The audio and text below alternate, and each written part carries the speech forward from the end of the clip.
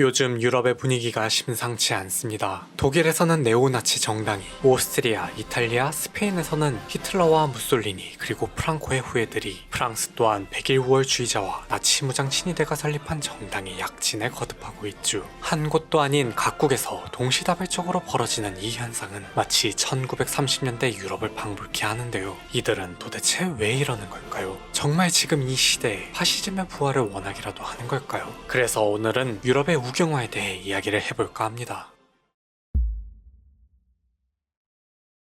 때는 2009년 유럽의 위기가 닥칩니다. 유로존 부채 위기, 미국에서 벌어진 서브프라임 모기지 사태의 여파가 대서양을 건너 유럽으로까지 넘어왔죠. 세계 금융위기는 유럽에서도 재정이 부실한 남부 국가들을 중심으로 빠르게 퍼져나갔어요. 특히 포르투갈, 이탈리아, 그리스, 스페인 등 피그스라 불리는 국가들이 부도 위기를 맞습니다. 돼지들, 각국의 앞자만 따왔을 뿐인데 돼지라는 멸칭이 완성되었듯 이들은 같은 EU 내에서도 평판이 좋지 못했죠. 그도 그럴 게 EU가 경제적 통합을 이룬 지 불과 10년도 채 지나지 않아 문제가 불거진 거니까요. 아무튼 EU는 회원국인 그들에게 구제금융을 내주기로 결정합니다. 정확히는 독일이 총대를 맨 것이지만요. 지금도 그렇습니다만 그 당시 EU를 이끌고 있던 국가라고 한다면 단연 독일이었죠. 그 결과 독일인들 입에 볼멘 소리가 나오기 시작합니다. 게으르고 식량이나 축내는 돼지들, 우리가 제대를 왜 먹여 살려야 하느냐 등 그들의 입장에서 우리의 세금으로 사회복지나 타먹는 저들을 돕는다는 것이 가장 큰 불만이었어요. 막상 생돈 나갈 생각하니 그동안 자신들이 유로로 이득을 본 건 까맣게 잊은 거죠. 그리고 이토록 모렴치하고 안면몰수한 독일의 태도에 복잡한 심경을 드러낸 국가가 있었습니다.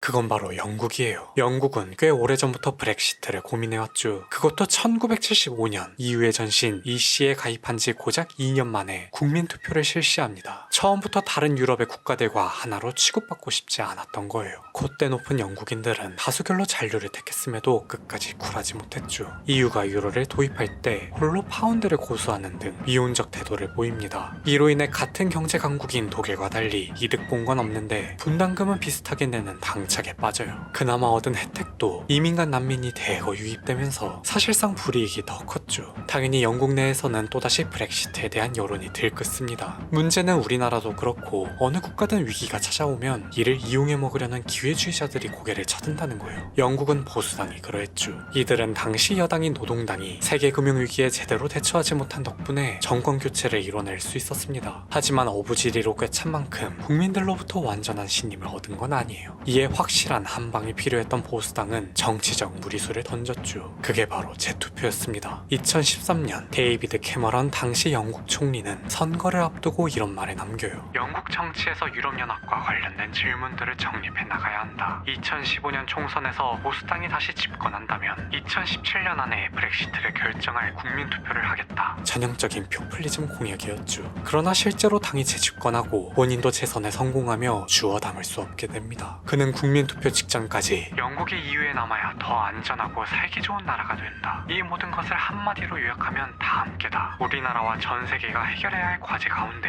협력이 필요하지 않은 과제는 없다며 잔류를 호소했다고 해요. 그럼에도 불구하고 투표 결과 영국인들은 브렉시트를 최종 찬성했죠. 결국 자신의 이익과 안위만을 위한 결정으로 영국은 한동안 경제적, 정치적 혼란을 겪어야 했습니다. 그 역시 제발로 정계를 떠나 있다가 이후 7년 만에 복귀에 성공했으나 1년이 채 되지 않아 당과 함께 침몰하고 말아요.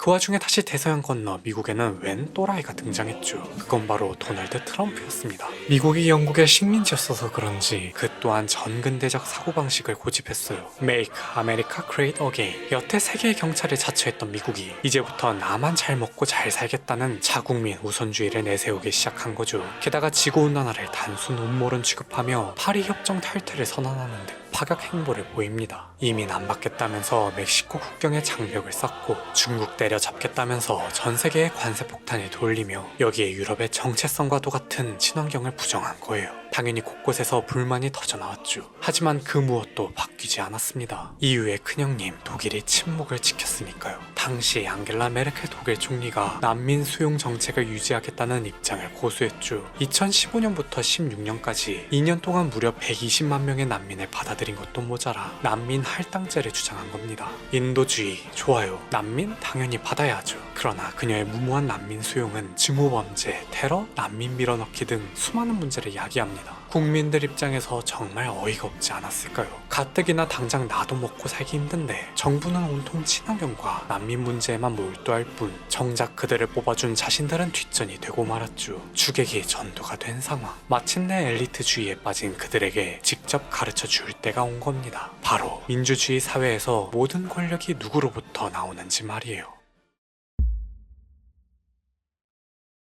다시 처음으로 돌아가 이러한 배경으로 인해 유럽의 수많은 여당들이 고배를 맛봤죠. 하지만 서두에서 밝힌 바와 같이 이는 단지 파시즘의 부활이나 우경화 정도로 치부될 일이 아닙니다. 국민들의 메시지는 간단 명료해요. 지금 정치인들은 우리를 대변하고 있지 않다. 그러니 진정 국민이 원하는 것이 무엇인지 제대로 살피라는 거죠. 어쩌다 보니 대척점에 선 정당들이 그 일을 잘 해주고 있어 표를 던져주었을 뿐 그 이상 그 이하도 아닙니다. 하지만 안타깝게도 기성 정치인과 언론들은 극찬이 극운이 엄한 곳만 들여다보고 있네요. 심지어 그들의 지지자들은 이를 이 지경으로 만든 정부를 욕하는 게 아닌 반극우 시위를 벌였죠. 오히려 포용력을 갖춘 쪽은 그들이 지목한 극우 세력입니다. 독일과 오스트리아는 아직이지만 이탈리아의 멜로니 총리는 EU에서도 러브콜을 보낼 정도로 실용주의 노선과 중도 지향성을 보여주고 있으며 프랑스 또한 지금은 마린 르펜이 재판을 받는 등 고초를 겪고 있으나 실질적으로 당은 조르당 바르델라라고 하는 젊은 대표가 맡아 이끌고 있거든요. 16살의 정계에 입문해 아직 20대인 그는 젊은 층답게 140만 팔로워를 보유한 틱토커로서 2030의 압도적 지지를 받고 있죠. 비록 최근 총선에서 마크롱 대통령의 반국민연합 연대로 기대에 미치지 못한 성과를 거뒀습니다. 그러나 선거 이후 마크롱이 신인민 전선을 배신하고 반대로 국민연합 측에 손을 내밀면서 대통령의 탄핵 소추까지 언급되는 등 혼란이 이어졌어요. 다행히 탄핵안은 폐기되었지만 워낙 마크롱이 제멋대로의 엘리트주의 선각자 이미지가 강해 과연 그와 정반대에 선 바르델라와 협치는 가능할지 귀추가 주목되죠. 과거 이런 말이 있었습니다. 부패하면 어떠냐, 경제만 살리면 그만이지. 이는 이명박 전 대통령의 도덕성을 풍자하는 데서 탄생한 유행어인데요. 2007년 당시 박근혜 전 대통령은 그런 그에게 이런 말을 남겼죠. 부패해도 경제만 살리면 된다. 천만의 말씀입니다. 성공한 기업가 출신이었던 미국의 어느 대통령은 대공황을 불러왔습니다. 그런데 결과는 어땠나요? 그녀의 말 맞다나 그는 경제 반드시 살리겠습니다 며 호언장담한 것에 비해 747 공약을 지키지도 못했죠. 박근혜 정부는 말할 것도 없고 문재인 정부 역시 큰 반향을 일으키지 못했으며 현재 윤석열 정부는 그 시작부터 수많은 논란을 낳고 있습니다. 어차피 부패할 거 차라리 경제라도 살렸으면 하는 소리가 절로 나오는 게 현실이고요. 다시 말해 우리라고 저들과 별반 다를 거 없다는 겁니다. 막말로 한국의 출산율은 회생 불가 수준이고 결국 해외 인재 유치가 필수 부가결한데 우리나라만큼 다양성 포용도가 떨어지는 곳은 찾기 어렵죠. 당장 같은 국민끼리도 남자와 여자, 장애인과 비장애인, 노인과 청년 등등 꼭 2편 4편 나눠 갈라치기 해가며 싸우는데 어디 이민자들이 설 곳을 제대로 찾기나 할 수 있겠습니까? 저는 항산 항심이라는 말을 가장 좋아하는데요. 맹자 가라사대 항산이 있어야 항심이 있고 항산이 없다면 항심도 없다 하였죠. 즉 모두가 항산을 잃어가는 지금 현 상황을 뒤집을 뾰족한 수가 없다면 세계는 점점 자국민 우선주의를 내세우게 될 겁니다. 이때 자원도 인구도 없는 한국은 부패만 남은 채 없어지거나 기후변화로 인한 자연재해 또는 식량위기로 말라 죽거나 더 나아가 우리도 옛날을 그리워하며 박정희의 망령이 부활하기를 기대할 수도 있죠. 부디 하루라도 빨리 부패하지 않으면서도 경제를 살리는 이상적인 사회가 도래하기를 바라봅니다. 오늘 제가 준비한 영상은 여기까지입니다. 분명 영상의 내용이 모든 상황을 대변하지는 못할 거예요. 언제나 말씀드리지만 감히 누군가를 가르치려 들거나 제 생각을 강요할 그럴 생각으로 만들지 않았고요. 그저 저 또한 한 명의 대한민국 국민으로서 우리나라가 좀 더 나아지길 바라는 마음을 담아 제작한 거라고 귀엽게 봐주셨으면 감사하겠습니다. 여러분의 구독과 좋아요 그리고 댓글은 다음 영상 제작에 큰 힘이 되오니 꼭 한 번씩 눌러주시고 많은 의견도 남겨주세요. 그럼 다음에는 더 다양한 주제로 찾아뵙도록 하겠습니다.